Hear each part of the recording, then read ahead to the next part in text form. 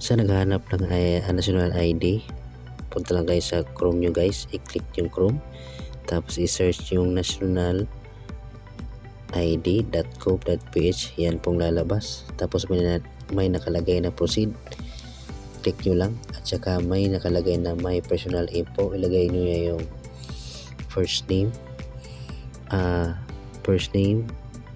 middle name, at saka yung last name nyo guys. Kung meron kayong suffix, junior kayo, ilagay nyo lang. Kailangan yung pangalan ay kompleto, tsaka apelyido, tsaka tama yung spelling ng mga pangalan nyo. Tapos ilagay nyo rin yung kailan yung birth date nyo, ilagay nyo ng tama. Tapos may nakalagay na proceed, click nyo na yung proceed guys. Pagkatapos dyan may makikita kayong verifying, hintayin nyo lang, maglo-loading siya guys. Pagkatapos ng verified nyan ay proceed yan guys, hintayin nyo lang ilang minuto. Ngayon ay verified na, hintayin nyo lang at mag-loading ulit.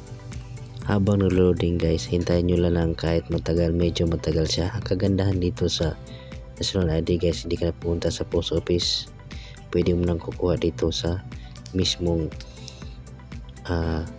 Chrome, at pwede mo i-download ito. At pwede rin pag na-download mo na, pwede mo na i-print at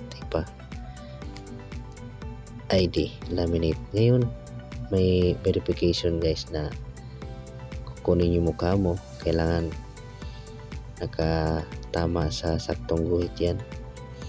So pag verified, pagkatapos yan may consent, continue lang guys. Kapag failed siya, pwedeng ganun pa rin ang gagawin nyo guys, ulitin siya, pangalan, middle name, apelyido, at saka kung may junior ka, lagyan mo ng junior. Kung hindi ka junior, pwede naman hindi lagyan. Tapos ulitin mo na lang yung birth date mo, tapos verified ulit. Pagkatapos ng verifying, hintayin mo siya na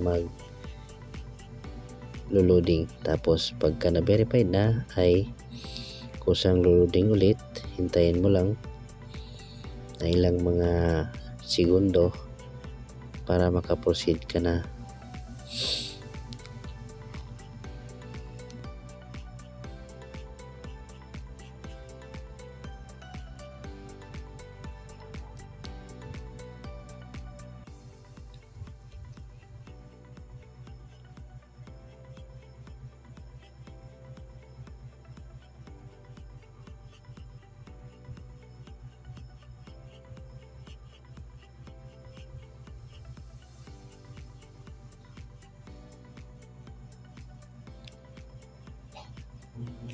So pagkatapos ng verification mo guys ay may nakalagay na congratulations, pwede mo na i-view yung national ID mo.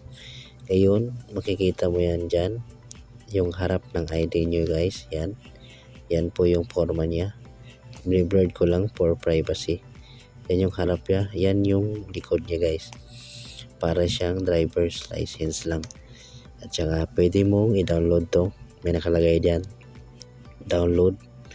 At pwede mo rin itong ipaprint at i-laminate. Pwede mo siyang gamitin sa anumang transaction kasi iso yung identification natin na ID na pwedeng gamitin sa lahat guys.